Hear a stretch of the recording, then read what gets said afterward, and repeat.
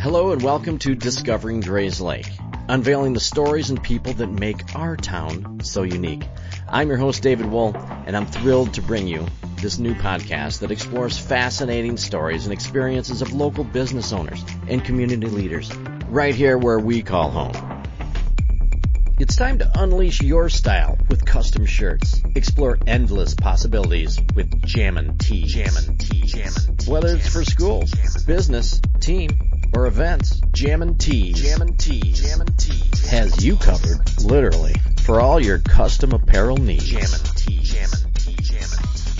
Hey there, Grayslake. Looking for a good time right in the heart of our awesome community? Well, look no further than the Grayslake Village Center, your one-stop destinations for all things fun and fabulous. Picture this. Historic downtown vibes with a mix of diverse businesses, shopping galore, and restaurants that'll make your taste buds dance. But that's not all. The Village Center is where the action is, with events happening year-round for the whole family. Take a stroll through Central Park, Gelatin Park, surrounded by trails, green spaces, and more activities than you can shake a sledding hill at. And when the weather warms up, dive into the Grayslake Aquatic Center for some splash-tastic fun. But wait, there is more. Visit GrayslakeVillageCenter.com to discover the incredible lineup of events happening every month. Want the 411 delivered straight to your inbox? Sign up for the Grayslake Village Center digital newsletter on the website, or check out their Facebook page for the latest happenings. Be in the know. Not sure what you're waiting for? Come on down, soak in the local vibes, and enjoy the experience that's unmistakably Grayslake. Grayslake Village Center, where the fun never stops.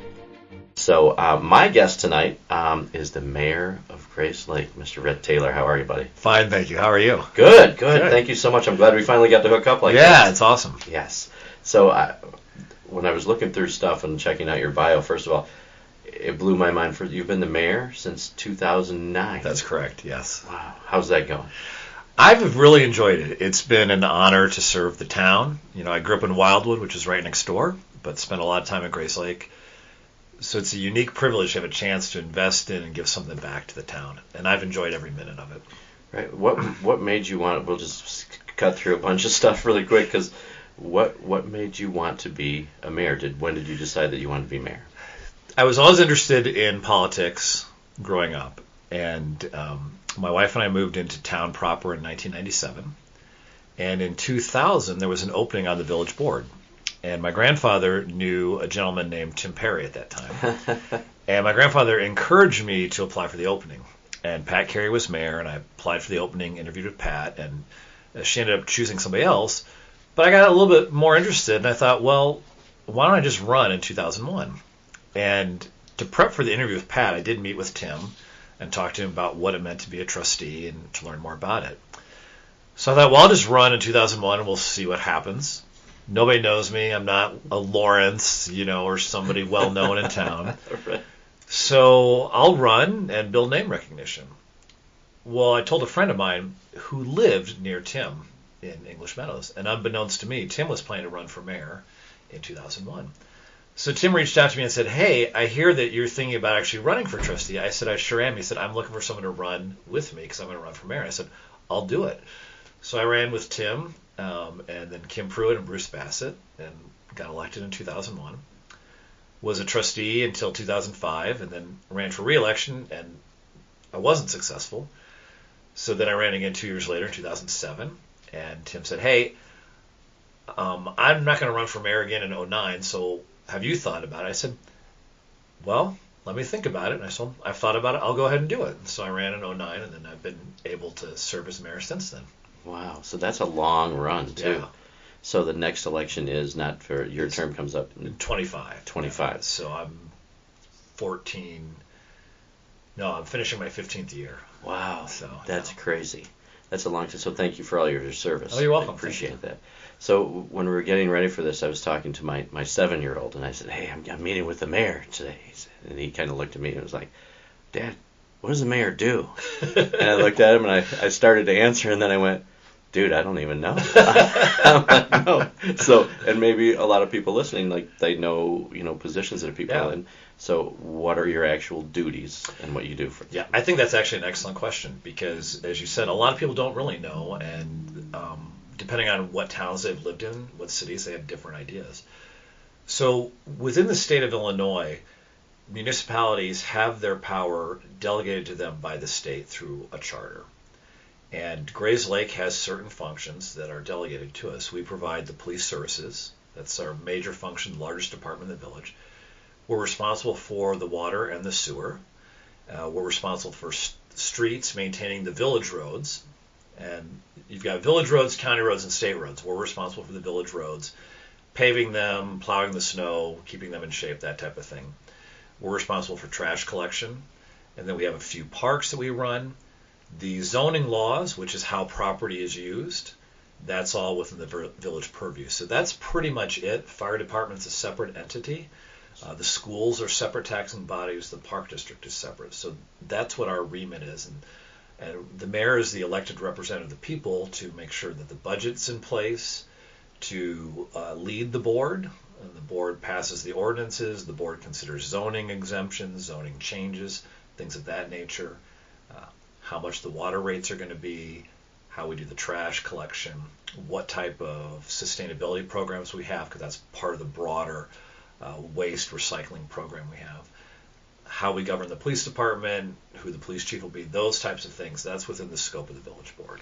Wow. So that's a lot. Yeah. That's a lot. So are you the one that gets yelled at when the snow plowing doesn't happen correctly, or in somebody's perception of how fast it should be done? Well, so I know that the crew is doing an excellent job based upon my email volume, because people are very quick to give you feedback, which is good to keep us in a state of continuous improvement.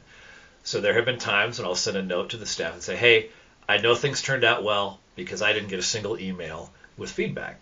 That's nice. So and there are people who do say, great job or whatever. But yeah, so there's a village manager and a full-time staff. They run the day-to-day operations, and they really do a lot of the work. And so they're the people that I reach out to either by text or by email and say, hey, can you look at this? Can you take care of this? Wow. Yeah. Okay, so just recently, I know that there was, I think at First Draft, I believe it was there, that you had to give your annual State of the Union. State of Grayslake, yes. State of Grayslake. Yes. So anything important that the public needs to know, maybe that wasn't involved in that, that they really need to know. So the Chamber of Commerce hosts the village every year for what we call the State of Grayslake. And I use that time to give an overview of what we've done, what we've talked about. I think one of the key things is we are, again, another year with a balanced budget and debt-free status. Which is amazing. Thank you. We're one of the few towns of our size that can make that claim. And then I talked about what the remit is, what we're focused on. We talked a little bit about the capital projects that will take place this year and how those are funded. Every year in the fall, we look at the money we've collected through the course of the fiscal year and determine what the capital program will be for the next year. That way we don't have to borrow any money, and we set our capital program based upon the funds we have on hand. So of all the money that comes in through the various revenue streams, we have an operating budget, and that budget does allocate for certain capital expenditures, like road resurfacing or building a new bike path, or things of that nature. And so in the fall, we look at how much we have, and then we say, well, what are we going to do this year? So one of the major projects for this year that people may have noticed some activity on, that was part of the presentation, is directly across the street from Dog and Suds. Yes. People have been around for a long time. You remember when that was an old car wash, and the village was able to acquire that property from the Smythe family. We removed the car wash, and that property goes quite a bit south of Center Street, running along 83. And it is an area that we're going to preserve. There are wetlands in there. There's a stand of black walnut trees. And we learned it is the home to an endangered species. I heard that. The long-eared bat. And so we're a bird city, we're a tree city, and now we accidentally, but it's a serendipitous, we're able to get a hold of this ground, and it's now a preserve. Not formally, but it's a way to preserve habitat for this endangered species. So it actually delayed some of our work, but we'll be doing more work throughout the summer, and there should be a boardwalk in there, and it should connect to our bike path system, and just be a nice natural feature at the entryway to town, which protects watershed, water flow, and now this endangered species, and adds recreation amenity right at the entrance to town. We got feedback from some marketing consultants that we hired to talk about how we market the town center, because that's the way we bring people to Grayslake. And they asked about that project, and they said that will actually help in the marketing because people will drive by 83, see a boardwalk or this preserved ground, and that will bring them into the downtown. So we're looking forward to that. So that's one of the things on our agenda. That's an excellent addition. Yeah, I think it'll be very cool. Yeah, I'm excited about it. Right. So that's one of the big things that was on the that's one of the big capital programs.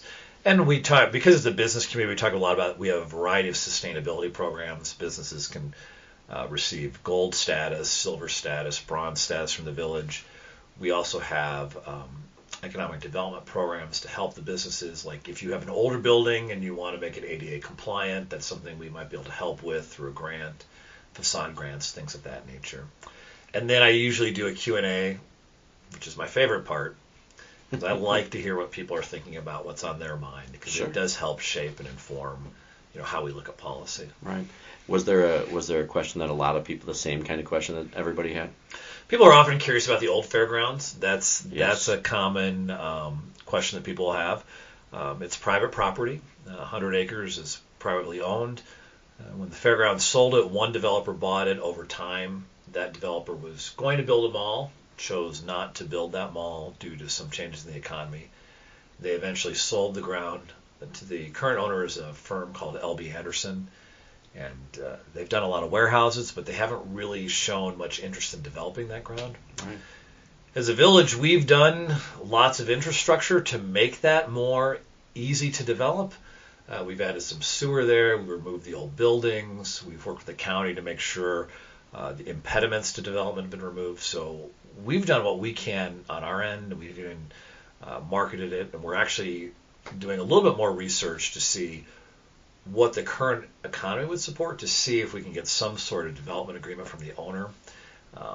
Regardless, the property is zoned in such a way that you can't do anything in there without going through the village board. So whenever somebody wants to make a change, it will have to be a public process. And so the village board at that time will have oversight of it, whether it's next year or 20 years from now, whoever's on the village board will have oversight and the public will have a chance to participate in it. But that's a common question that gets asked. But that's a good thing that we have. Yes.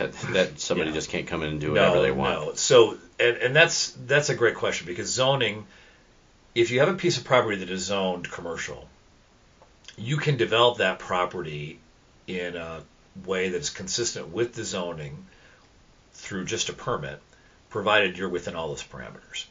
You only need to go to the village board if you want to do something that's outside of the zoning, or if you're required to have what's called a special use permit. Okay. So otherwise, the fairgrounds, the zoning is essentially residential, but residential like single house on an acre. So it's not residential that anybody would like pursue in this economy in this day and age. So if they want to do something beyond that, they're going to have to go to the village board. Gotcha. So. All right. Anything else important that was on there? Any big heated? Nothing. Nothing. No, nothing. It seems like everything. You guys have the right people in the right places to make things happen. Thanks. And as we discussed a little bit beforehand, that I didn't really know anything about how everything worked, from our trustees to the board but after talking to all these people that are so like-minded, but couldn't be more different. Yeah. Human beings, and it's fun to watch all those people come together to have a great unit to run the town. We definitely try to. It's important to me that we function as a team. And there are 6 trustees. I want each of them to make sure they have a voice in the process and that they feel heard, and that what we're working on, we have broad consensus. Because I think that serves the community well, to have broad consensus rather than factions or arguing amongst the board members. Right. What do you think your biggest challenge has been being mayor? Well, on a personal level, I think it's time management, because there are some times when, I have 2 daughters. They're senior and sophomore in college. And they were, I think, kindergarten and 2nd grade when I became mayor. Oh my gosh, that puts things in perspective of time. Yeah, and I'm married, so work full time, have a family, children, and then serve as mayor, kind of in a part-time capacity. So I think time management becomes crucial. Yeah. Email's wonderful because you can keep in touch with the residents. I can send an email at 5 a.m, Sure. And so that helps a lot. But so I think time management there has been the personal challenge. The professional challenge was we had the unfortunate situation where our new police chief, Matt McCutcheon, which he wasn't police chief too long before he had a DUI up in Wisconsin. And that was a very stressful time. It's stressful for morale of the force. It's stressful for the community. And you have to go through a challenging process when something like that happens. And so that takes up a lot of your time personally on the side, but then you also want to make sure you're doing everything appropriate legally to protect the village, legally to protect the police force, to make sure their morale is strong. So that was challenging. Our Patreon is now live. Yeah, you heard it right. It's your golden ticket to dive in even deeper to the heart of our community. By joining, you're not only supporting the podcast, you're unlocking exclusive perks like custom merch, early access to all ticketed events, and the power to nominate guests and even on-air shout-outs. Every contribution, big or small, fuels our journey through our town's hidden gems and legendary tales. Are you ready to become part of the story? Visit our Patreon page today. Let's embark on an adventure together and keep discovering the soul of our community, one episode at a time. If you'd like to support the show, you can find the link in the episode description. And thank you for being an amazing part of our community. Thank you for listening, and I appreciate you. The pandemic was challenging too. We had invested a lot in the downtown and making the downtown a destination place, and a lot of facade grants to restaurants. And those owners personally, they have put their hearts, souls, lives into those businesses. Absolutely. And we wanted to make sure we did everything we could to make sure we didn't go backwards there, and partnered with them. But that was a stressful time to navigate as well. I am sure of it. Oh my gosh. Okay, so from 2009 looking to where we're at today, you've got to see a lot of different changes. Yes. So it must be kind of fun too. It is kind of fun. Progress. So when I took office, I talked to different members of the real estate community, and I said, I like Grayslake. I grew up here. It's a natural place to choose to live from my perspective.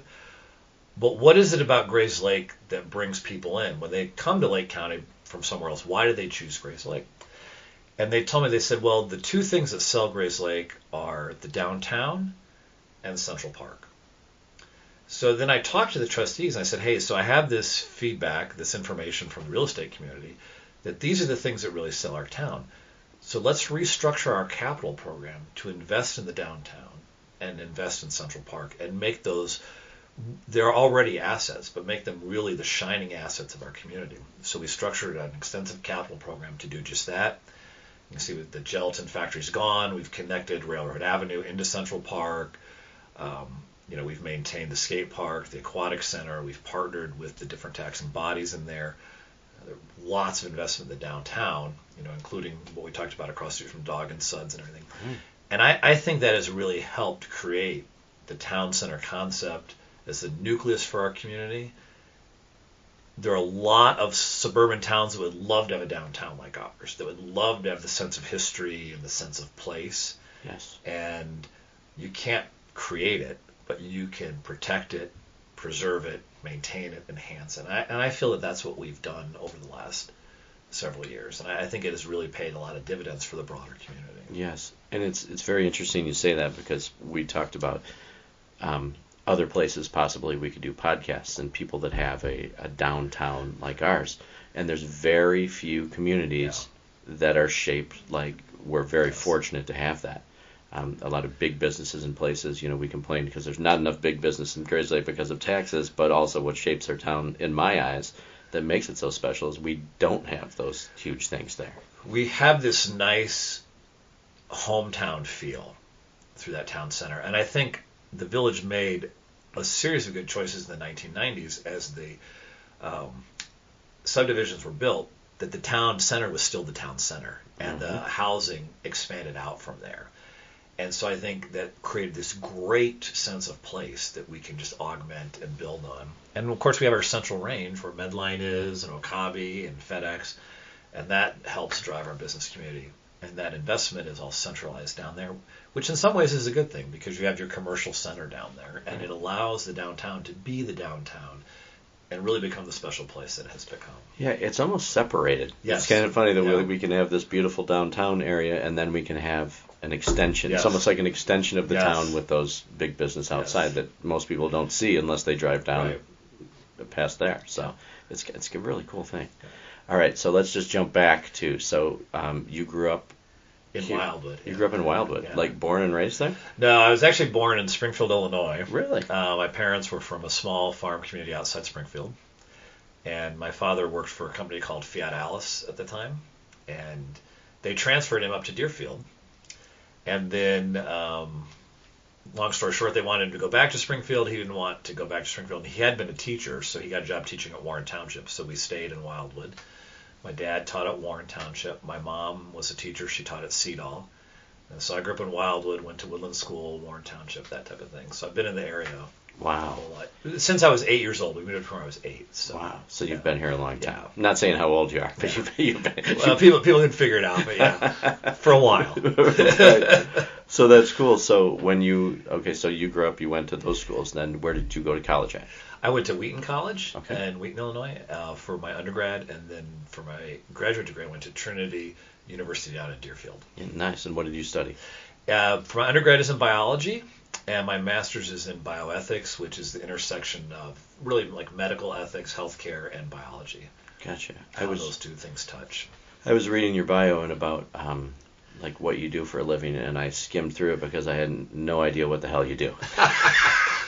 So out of school, I started working for Abbott Laboratories in what was called the diagnostics division, and I was in technical support, and then I moved into quality assurance, all for diagnostics.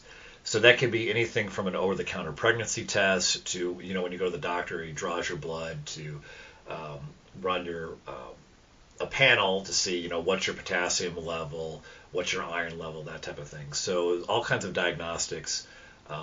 I specifically worked with diagnostics for hepatitis. So does somebody have hepatitis A, hepatitis B, hepatitis C? And then I also worked quite a while with pregnancy tests, both the over-the-counter kind and emergency room type of pregnancy tests, which are very important. When someone comes in the emergency room and you think that person might be pregnant, you definitely want accurate results on that. So I was in medical device for a long time, and then after 20 years, I just thought I want to do something different. I've been in on-market quality support for medical devices and technical support. So I moved over to the part of Abbott at that time that did pharmaceuticals, global pharmaceutical R&D, in R&D quality, supporting the clinical supply chain. So that's the quality aspect of manufacturing drugs that are being used in clinical trials. Did that for a little while, then moved into supplier quality for also R&D. So the third-party manufacturers that make products for us to use in clinical trials. And that, over time, I came to lead a group that does audits of the regulatory filings. So if we have a new drug, like if you watch cable TV, you might see Skyrizi or Rinvoq. Mm-hmm. So my group would audit portions of those regulatory filings before they go to the health authority. And then the other thing that I do is I work on business development. So that's when AbbVie's looking at acquiring something, intellectual property, an asset, or maybe even a company. A large team of people will come in and do assessments for their specialties. So I would put together a team to look at it from an R&D quality perspective. So how strong is the quality system that's used to develop the products? And then we work on that. And then if we choose to make some sort of acquisition, I'll be involved in putting together a team to help with the quality assurance, R&D quality assurance parts of integrating whatever we've acquired into the larger whole. Wow. So it sounds like portions of your job have really carried over to what your job is as mayor. Too. Yeah, there's a strategy piece to both of it, and then there's the piece where you have to work as a team with other people. Right. So. Right. That's great. Okay, so then you've been at those jobs, so I don't think a lot of people understood too that when you look at things that the mayor is not a legit full-time job. Yeah, I do it on nights and weekends. Right. So. So your duties behind that, because I think I met you you were at the Cub Scout thing, and Yes. they were so impressed because they're like, I forget, it was Liz, and she goes, "Hey, every time we have a Cub Scout thing, the mayor's here. It's really cool that he's here." So it's cool to see a little Cub Scouts like that. Oh, it's fun. It's fun. I also think that the Cub Scout thing, where I was talking with somebody just recently about how important that is for these little guys and like little kids to get involved with things like that. Right, and it's good for them to see other adults that volunteer their time in the community. So yes, and that's one thing that I think we all can agree that we need more volunteers in our community to do things, especially for the kids. Because there's just not enough volunteers for anything that absolutely. The kids are fun. I've had the opportunity to go to high school classrooms, grade school classrooms, even a nursery school. And it's always fun to talk to them. And you never know what the kids are going to ask. And sometimes they ask fantastic questions. Right? Yeah. I'm sure, depending on what age you get, you could probably get all kinds of crazy things. Yeah. All right, we're going to take a short break here, and we're going to go over to something we call the Grayslake Hot Seat. Okay. So these are some random questions that we're going to get to a little bit, to know you a little bit better. It's time for the Grayslake Hot Seat. The Grayslake Hot Seat today is brought to you by Premier Chiropractic. Dr. John, conveniently located in historical downtown Grayslake. Premier Chiropractic offers you a full range of chiropractic care. John is dedicated to treating people within our community and showing them the benefit of great, convenient, affordable chiropractic care. So if you're looking to get straightened down, go see Dr. John at Premier Chiropractic. Now for the Grayslake Hot Seat.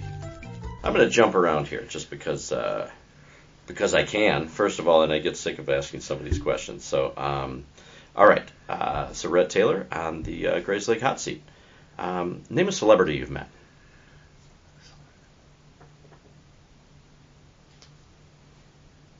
I don't know. So, some people rattle off because they can't decide one, and then other people are so busy that they...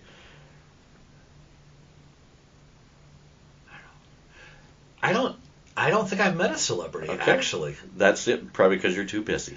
I mean, unless we count, I met Governor Rauner, I met Brad Schneider. I mean, if we count elected officials, but, sure. But other than that, I don't think I've met a celebrity. All right. That's good. So that was a good one to start with. And then since I did that one, I'm going to ask you that tell me about the second time that you got arrested. All right. Well, there was no second time because there was no first time. Right.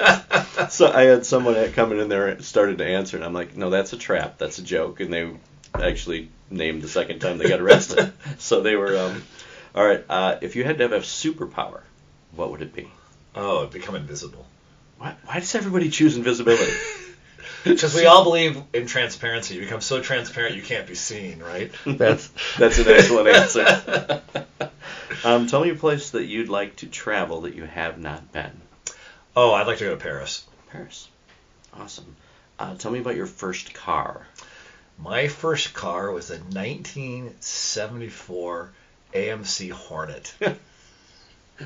Tell me it wasn't like green. It was yellow with a black stripe. It's AMC. It has to be a color like that, right? Oh my gosh. Yeah. That's great. It's crazy. That was a hot car. Yeah. It was the 80s, right? Yeah, exactly. It was yeah, that's something else to see how those things have changed too. Do you have a hidden talent? I don't know if I have a hidden talent. I'd ask my wife. I don't know. Right. So somebody say, "Oh, you do that really well." I mean, no one knows that. If you had to write a book, what would it be about? I like to read fiction. I think I would do some kind of crime story. I like true crime. Mm-hmm. So I think I would do something along those lines. Would the 12-year-old version of yourself think you're cool? Probably not. I need to change that question because how many 12-year-olds think that adults are cool, right? Yeah.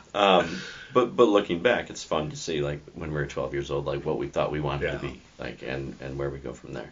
Do you have a nickname? I do not. See, neither do I. No, nothing ever stuck. What would you think that you would wish that you'd learned sooner in life?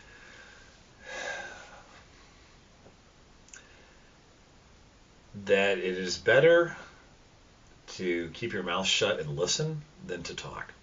Really? Yeah. Okay. I always tell my kids that's why God gave you 2 ears and one mouth. Yes, exactly. No, I wish. Yeah, you definitely learn more by listening than doing anything else. So. Absolutely. Have you ever eaten a roller dog from a gas station? I don't even know what that is. See, a hot dog? No, the things on the little rollers. I have not. It's my favorite question, and everybody thinks I'm an idiot for asking it, but I love it. Some people are like, oh yeah, I love those. The taquitos are good too. What's your middle name? Alan. Alan. Have you ever broken a bone? Yes. I broke my right wrist. If you had to have a theme party at your house, what would it be? Or would your wife choose it for you? Well, my wife would probably choose it, or we'd choose it together. Right. My wife grew up in Argentina, so we'd probably do a theme party around Buenos Aires, Argentina. Very, very cool. Yeah. 1 to 10, how good of a driver are you? 10, of course. You're an upstanding citizen, you have to be. Did you play a sport in high school? I did not. No. Band? Anything? I was in band all through grade school and high school. I played the trombone and was in the marching band, jazz band, that type of thing. And you play the piano now? I do play the piano. I've played the piano most of my life, and I actually played in college and was able to get music credit in college by playing for a little while. I'm kind of rusty now. But you still play? I still play, yes. I don't get as much time as I'd like to, and that'll probably be something I'll do more in my retirement at some point. I've got about a 100-year-old grand piano, a baby grand piano. Do you really? Yeah, that in my house, yeah. That's awesome. Well, at least now you have a reason to play because you have something I really awesome to play on. Yeah. This is going to be a hard one for you, or maybe not. Your favorite Grayslake event? Taste of Grayslake, the fireworks in Central Park. Yes. Yeah. And it brings in people from all over the place. That's a hard one because the Memorial Day service, it's I'm going to give it a tie between those two things because those are summer in Grayslake. Yes. Yeah, that Memorial Day service that starts things off, but then I do like the Taste of Grayslake when everybody just comes into the park and it's nice and full. It's a nice family feel there. Yeah, it's really a testament to our town to see everybody because Yes. you really don't understand what our town is, and then you see everybody together, and you're like, wow. And my wife and I were talking about how Central Park, in some ways, is like this hidden gem because unless you're from Grayslake, you don't say no, it's there until somebody tells you where it is. Absolutely, yeah, because it's even around. Yeah. I like explaining it even to my father now and saying, yeah, well, it's behind there, behind the aquatic center, past the sledding hill, which now we have the sledding hill and all these wonderful things there. I don't know that you'll be able to answer this, so if you've listened to a podcast of mine, who's been your favorite? I'm going to Elizabeth Davies. Good answer. I tried to get Elizabeth to make choices on things. Wasn't it great that she just would just say, well, there's everything I like. Yes. I love her. She's absolutely wonderful. And she is so valuable to our community. Yeah, she does a great job. Tip my hat to Elizabeth for sure. When you eat tacos, do you turn your head to the right or the left? I have no idea. You didn't act it out like everybody else does. And they're like, oh, I guess I think I've found that most right-handed people, they tilt it to the right hand. I'm going to have to pay attention. I have no idea. Next time. I'll think about it. Favorite childhood book? Anything by Dr. Seuss. I loved Dr. Seuss as a child. As a very young child, I think I went through every Dr. Seuss book in the library. Really? So, yeah, and me too, and it's so fun to then pass it on and read them to your children. Yeah, my mother got sick of them. I remember her telling me, you need to bring something else home besides Dr. Seuss. What is the first concert that you attended? So, gosh, I don't know. I'm a tremendous fan of classical music, and it was probably the CSO in Ravinia, one of their concerts, Chicago Symphony, and then before children, and then a long time with my kids. My wife and I used to go downtown Chicago for the Chicago Symphony a lot. So I think it was a Chicago Symphony concert at Ravinia was the first one I went to. Wow. So I'm not. Yeah, I don't know how people know that. I'm really into classical music, not really contemporary pop music so much. That's good, and hence you play the piano as well. Yeah, I do. And get in touch. I'm sure that's awesome. Hey bartender, can I have a? Or a Malbec. All right. Do you have a pet peeve? A pet peeve. I have like 30 of them, so. Well, this is where you need my daughters, because I'm sure they could rattle a list of the things I complain about, but I can't think of one off the top of my head. So That's all right. Are you a early bird or a night owl? early bird, definitely. Do you have a go-to karaoke song? If you had to. So for a long time, I would go to Japan twice a year for work because I supported some third parties in Japan. So I'm going to say that all my karaoke stays in Japan. Okay. So. Hence the reason he's still mayor. Yes. Sunrise or sunset? Sunrise. How many days a week do you exercise? 7. 2. Good for you. Yeah. What's your biggest fear?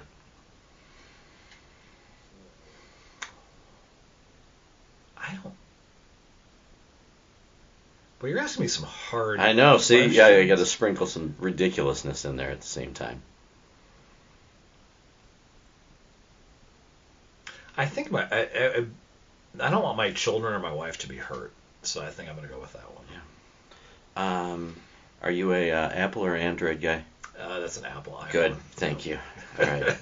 I like you. I didn't want to have to change my mind after that. Last thing you purchased on Amazon.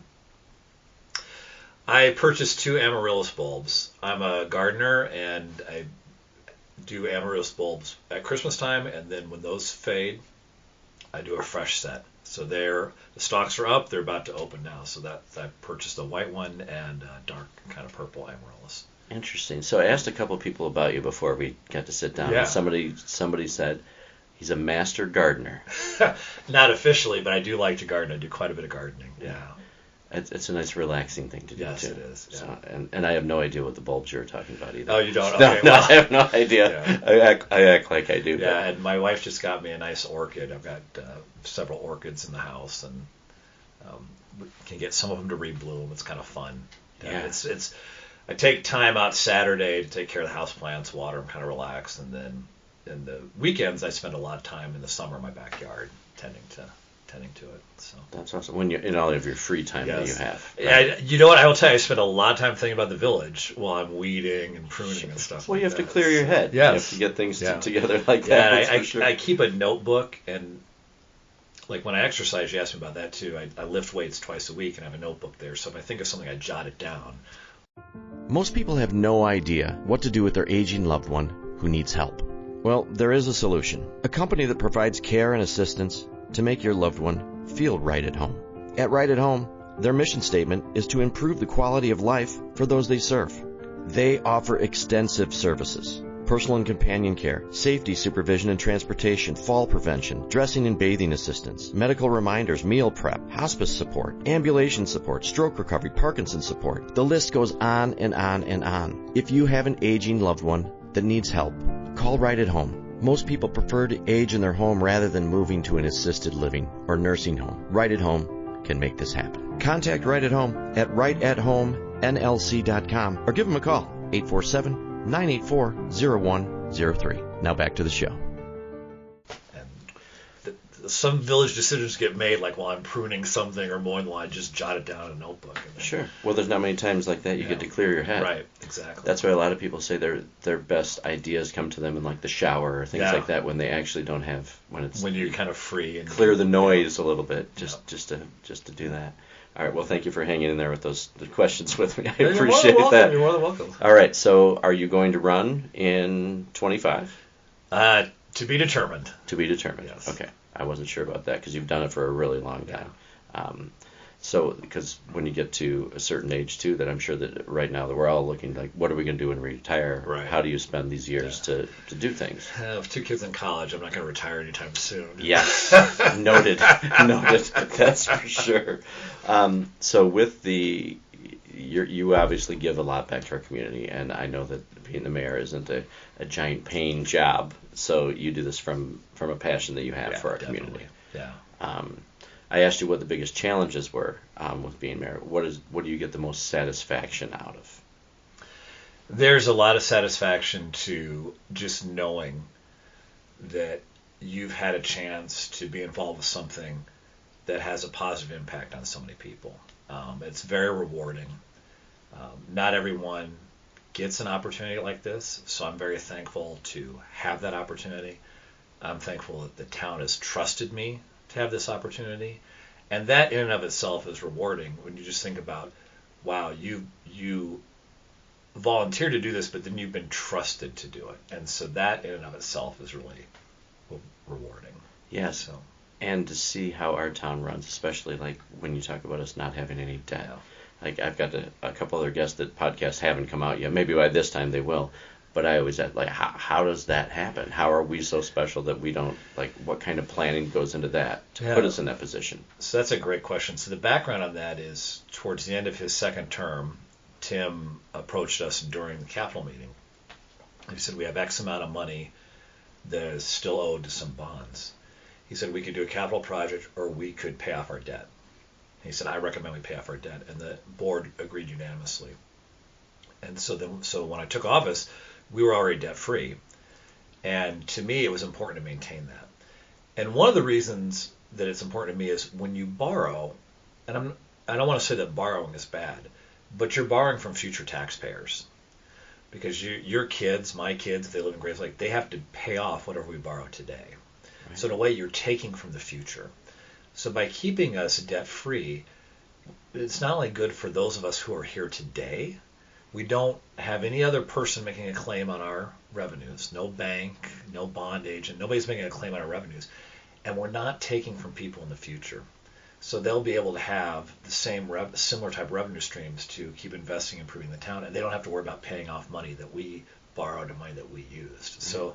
So I do feel there's a little bit of a moral dimension there, and that we're doing the right thing, not just for the current people, but for future generations of the town. Right.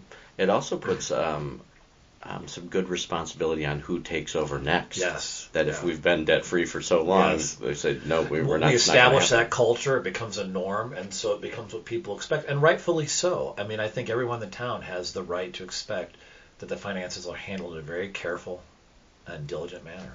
Right. So plans for the future. I know we talked about, like, this great project going across from Darwin. Yeah. I think that is so great just to add to the landscape of diversity in everything that we have, from our parks to everything else. Are there any other big plans that you see in the future, something you'd really like to happen? I would like to see some type of plan on the old fairgrounds, mm-hmm. because, when I was growing up, when you were growing up, there was the fairgrounds, everybody knew it as the fairgrounds. That was a major change back in, 2007, 8. Seems like 100 years ago. Yeah, and it is the entryway to our town. How that's developed will affect so many people, just because it's the entryway.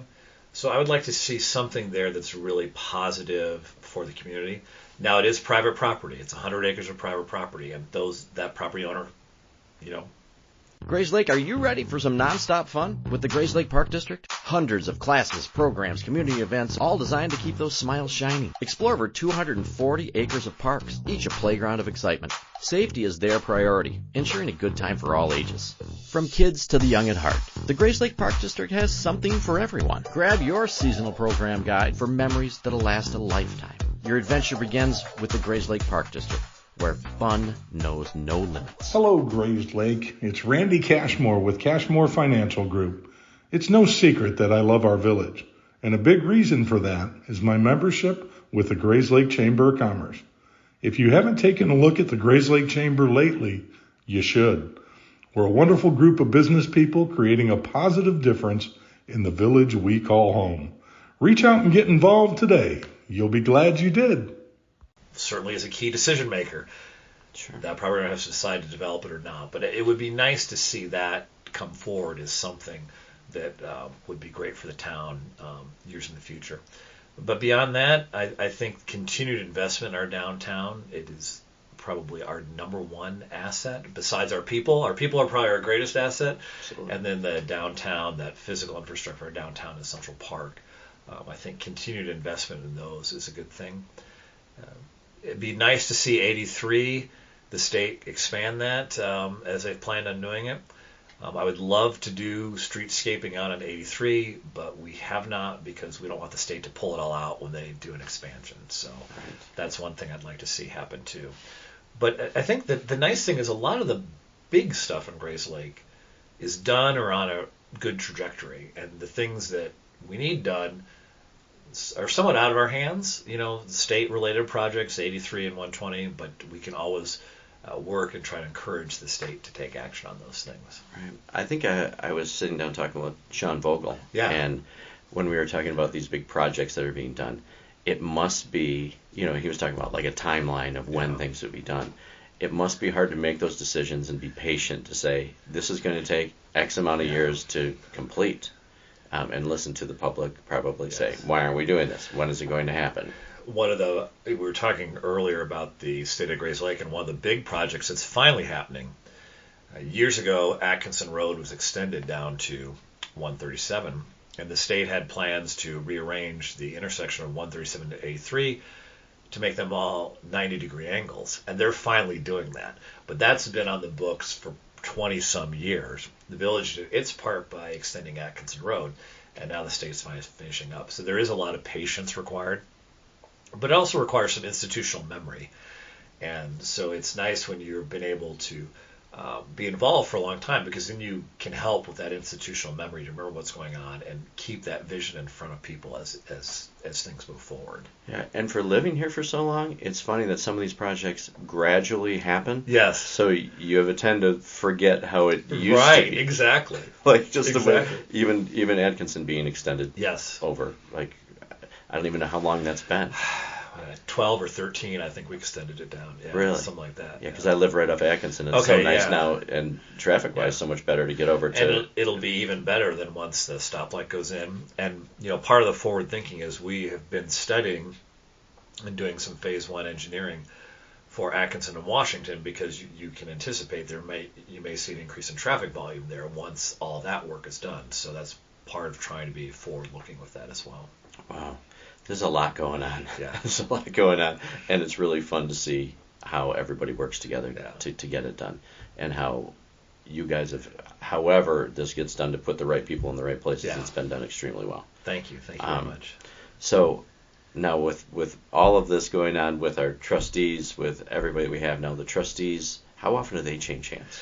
That's a great question. So half the board is up every 2 years. So in 23 we had an election where half of them were up, and then in 25 the mayor, the clerk, and the other half of the board will be up. Gotcha. So, and those terms are all 4-year terms. All 4-year terms. And for trustees, is there any cap on that? There are no caps, no. Right. So it's up to, it's really up to the people. No, stay as long as they're doing good, right? Yeah. Right. Yeah. That's great. Well, I appreciate everything that you're doing. Thank you. Anything else that the community needs to know about, maybe a message that you'd like to get out, of things that you're either working on, or common questions that you get that maybe people could get answered? The people who are listening to your podcast have an investment in the community, because they're taking the time to listen to this podcast and learn more about the community. And I think anyone who's listening to this understand that our greatest asset, the people of our town, are our greatest asset. Get involved, participate, go to the events, because by doing any of that, you're helping make your local community so much stronger and so much better. And I don't think people understand that when they volunteer to help, or when they attend an event or shop at a local business, the impact they have is multiplied beyond what they can ever see. And so just the participation and involvement in the town is a key thing, and just encourage people to do that. Absolutely. The one thing that Beth Davies said that I wish that we would have repeated or taken that clip out to put out during the holiday seasons. Yeah. And she said if every person in Grayslake went to shop at 3 places, bought 3 tiny items at each place, everybody in Grayslake did that, how it would change. It's crazy. It would change everything. Well, and the people of Grayslake somewhat did that during the pandemic, because the reason I think that so many of the restaurants survived is because this town rallied and did all the takeout with those restaurants. Absolutely. And that really is a credit to the entire town, because people came forward and they kept our businesses open. And that so many individual people were involved in doing that, and just doing the takeout, the pickup, and things like that. And so they've already done that in a lot of ways. So keep doing it, right? Because every time you do that, you're strengthening your community. Right. And it's fun to see how many people just stay in, because we have enough stuff that we don't need to go outside of our town. for dinner, for really anything. We have enough entertainment things going on that people really stay, and Yep. I think the pride that a lot of our community has with our town changes everything, and I think that's like you say, the people are what makes the difference. Absolutely, 100%. Yeah, from the business owners to to everybody buying everything, it makes it really great. I was going to ask you what your favorite thing about our town was, but I think we've kind of answered that. Yeah. One of the questions that were on there, and we'll close out with this too, is if you had to bring somebody to town that's never been here before, tell me about the first couple places you'd bring to show our town. I take them to Center Street. First thing, we drive down Center Street, especially if it's Christmas time with the lights. Absolutely, the first thing we do. I point out the Dog and Suds. I point out Tasty Freeze. I guess it's called the Freeze now. I point out the museum, and then we drive into Central Park. And I take them to that too, because to me that's just all of that is Grayslake right there. So that's where we go. It really is. And you make sure you come in from the east, go over the railroad tracks, and you see the town. And It's so fun because you name all of these places, and do you know where the first place I would take people? Because I'm a baseball fan. Okay. I think that J.C. Park is like the hidden gem. It's a hidden gem. Americana at its best. Yes. It's another place you'd never know was there. Yeah, and unless you know where it is, you're not even going to stumble across it, right? No. Yeah, I always left sitting out there with families, people who come in for tournaments. Yeah. You get the train going by in the background, the American flags waving, the old scoreboard. It feels like something out of a movie, like out of Field of Dreams or something, really like is. a small town. Yeah, absolutely. It's really cool. So I think that both of you know how fortunate we are to live in a place like this. Yeah. Because we could be a million different places, right? Yeah. But we end up here. So thank you for all your service. I appreciate you being with me today. Thanks for having me on. I appreciate it. Yes, and Grayslake, thank you for listening to these, because obviously you guys know that the reason that we do this is to build community and get everybody to listen to people that you know. And I encourage everybody to listen to people on these podcasts, especially that you don't know, because I think the more that you know our local business owners, the more that we can shop locally and come together as one. So. And I always end with this too. So we never know what anybody's going through. So do me a favor today, everybody. One little random act of kindness to just your neighbors, maybe an old lady at the grocery store putting groceries in, or anything we can do for somebody. So and kindness spreads like wildfire. So I encourage everybody to go out and just do one thing, because it changes everything. So as we close out too, whether you're listening on Spotify, whether you're on Apple, whether you're on YouTube, wherever you're listening, do me a favor and subscribe. Because that way you'll be alerted on time every episode comes out. And right now we're doing Tuesdays and Fridays, so make sure to tune in. Yeah, there's a lot of content out there. I'm gonna have to calm it back here a little bit after a while. But everybody, thank you so much for listening. Rhett, thank you so much for joining me. Thank you for having me. All right, and we'll see everybody next Tuesday.